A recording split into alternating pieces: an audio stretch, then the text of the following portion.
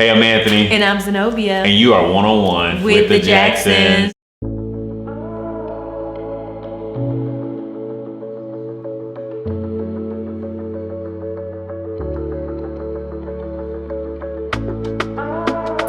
In this particular video, we're going to talk specifically about one of the missing key elements to moving into a successful relationship. And it's something that has to be done prior to making the decision to be in a relationship, and that's actually being in a friendship. So there has to be friendship before relationship. Listen, when we go into, before we decide to even consider somebody as a potential mate, a lifelong partner, we first have to get to know them. This happens in this phase at this point where we're actually friends, where we have an opportunity to get to know someone, who they really are, and no mask, where and it puts people in a place when we don't have the title attachments of being girlfriend and boyfriend or being committed to one another or we a thing. Then I can just be who I am. Then we can just be just your normal self. And the reality is, you want to see the person that you are in a friendship with. You want to see them in every facet of their lives. When they're up, when they're down, when they're happy, when they're sad, when things are going well, when things are not. You want to have this opportunity to really get to know the person, so you can really have enough information and really evaluate whether or not it even makes sense for us to be able to move into a relationship. Does that make sense? Yeah, it makes sense. Makes perfect sense. And I believe like that friendship thing is the part in the relationship where there are no masks. And that's what we do. Like we pretend, we put these masks on, then we end up marrying these people, and all of a sudden it's like, okay, who is this person? That? Right? Who's this person? But in the friendship stage, you're friends. Like I'm able to tell you my issues, my struggles, the things I may have done in my life or in my past that I'm not proud of. Like all rocks are being turned over during this stage. So you already know, hey, is this somebody I could see myself doing life with for the next 20, 30, 40, 50 years, or I need to keep this person in the friend zone. Right. And if we decide to just be that and we become good friends, then fine, that's great. If we don't, then it's okay. We hadn't made no commitments to each other. We hadn't got any, ties to one another because of that. If we find out we're not very compatible, if we find out we don't really enjoy each other's company like we thought, again, this is the time to find that out before you get into a relationship. Because if you find these incompatibilities after you're in a relationship, now it's too late. After you made the commitment. Right, exactly. And you want, when you think about having a lifelong partner, you want somebody whose company you enjoy. This is why it's so important for us to be friends on the front end, because if you don't enjoy just being with the person, spending quality time with them, being out with them, hanging out with them, just spending time with them in general, then think about what that looks like if you are moving to a relationship where you're in a relationship with somebody who you don't really even like being around and being with. So we have to establish that friendship first, and from the friendship we move into fellowship. Now from the fellowship we get to do just that, fellowship. We get to spend intimate time together.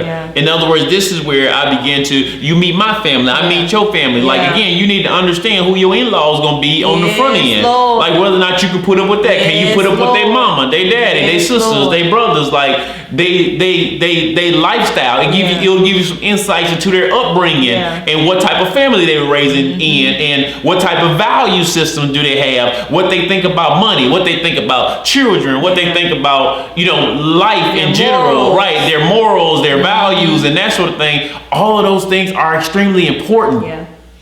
And to think that you're going to get into a relationship and then you're somehow going to change this person or convert this person or shape this person into who you want them to be, that's the losing battle. That's the losing battle. And because here's the thing, you can't change people. You cannot. And you don't want to be in a relationship with somebody who you got to change. You want to be in a relationship with somebody who you wanted to be in a relationship with, who they are. That's the person that you want to befriend, that you want to fellowship with, that as you move from this friendship to this fellowship stage, that you get all the information you need to make an informed decision about whether or not this person, that you can see yourself with this person for the rest of your life. Yeah, that's good, babe. That's good. As you were speaking, what I was thinking about is this whole fellowship thing. And in the phase or the stage of fellowship, sex should not be a part of that.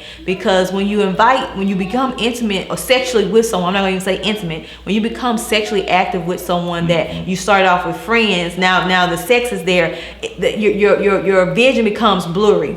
It's like murky water. Now your emotions, especially women, now your emotions is all into it, and you really can't see them for who they really are, because now you're laid down with them, right? So in this friendship to fellowship stage, keep the sex off the table. And that's something I used to tell these young girls I mentored years ago was, if you really want to know if this guy want to be with you, and for guys too, if you really want to know if this young lady want to be with you, and you like at this place where I'm keeping myself, I'm saving myself for my husband, I'm saving myself for my wife, do just that and see how long they stick around. Because if they keep pressuring you, or they saying things like, well, we're going to be together anyway, we might as well. No, those are telltale signs. So in the stages of friendship and fellowship, keep sex off the table, because it blurs the lines to where you can't really see. And sex was always meant to be sacred. It was always meant to be something very special between husband and wife, man and woman. Yeah. It has always been like that. The world, the society has perverted it in such a way where it's kind of like, like marriage is not important, i.e. what you're essentially saying is that commitment to one another is not important.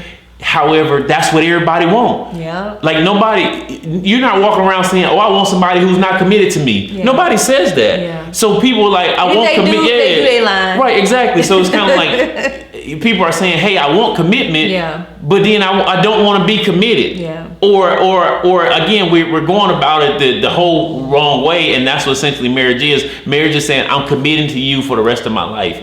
And so when we think about vows, it's for you all that's watching this video that may not be married, go and read the standard vows, like the standard marriage vows, the things that you say to one another. Yeah. And what I want you to do is think about these vows whenever you are in a friendship or a fellowship with somebody. Think about these vows. Yeah. Could I live up to this and hold up to this, what I'll be committing to with this person for the rest of my life? And if the thought of that is not something that you can do with this particular person, then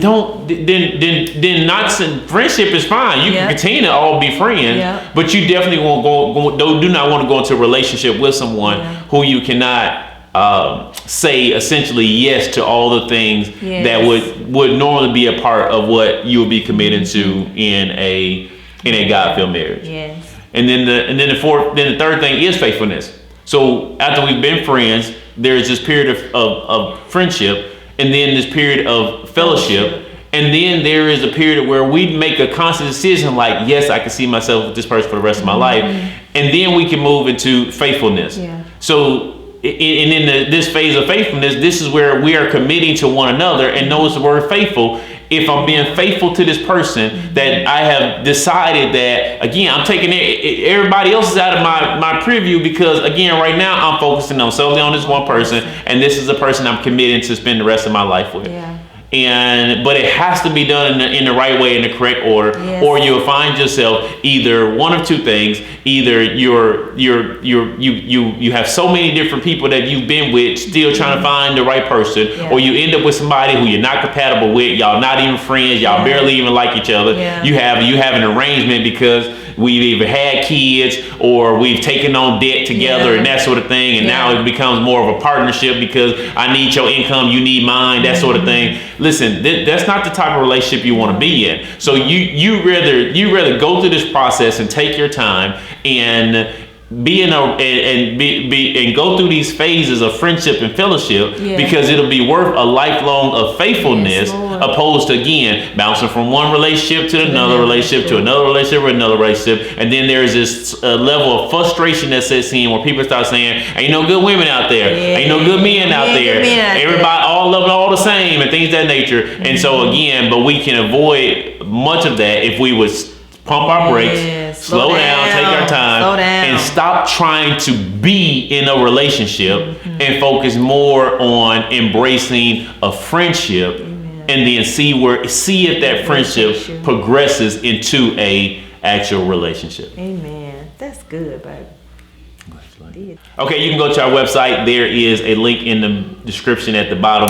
Again, we offer coaching for couples, for married couples, for premarital, if you need counseling in that regard. And don't look at it as a bad thing. Again, we're here to help you. If you subscribe to our newsletter, again, there are some free courses and some bonus material that we also offer that you can have access to that. And there's also some links there if you want to support the ministry. What we're trying to do is help married couples survive relationships that last a lifetime. Love for a lifetime. And so again, if you want to support this ministry, there will be links also there so you can also do that. So remember, we are also live on Facebook every Thursday night at 7:15 p.m.